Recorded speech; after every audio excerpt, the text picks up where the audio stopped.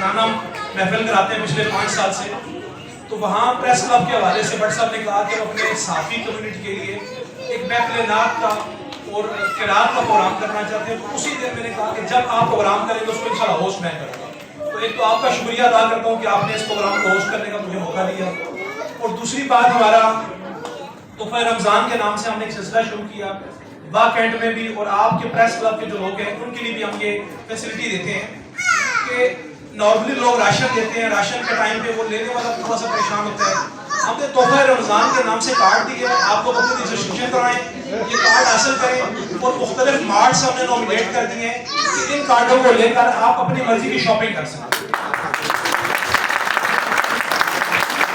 اور دوسرا بھائی نے سوال کیا کاروبار کے حوالے سے، میں آج کے اس ایونٹ کے حوالے سے یہ کہتا ہوں کہ آپ کے پریس کلب کے جتنے لوگ جو گھر بنانا چاہتے ہیں، جو افورڈ نہیں کر سکتے، لوگوں کے لیے ڈاؤن پیمنٹ ہے، آپ کو ایک ساتھ کی شکل میں آپ اپنی پہلی قسط دیں، پلاٹ کا قبضہ حاصل کریں اور اپنا گھر.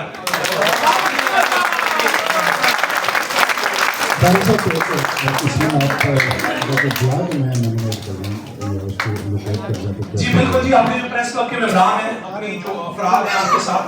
جو لینا چاہتے ہیں پلاٹ، ان کے لیے آپ ایک میں یہ بتانا چاہ رہا ہوں کہ پریس کلب کے اسلام آباد پریس کلب کے حوالے سے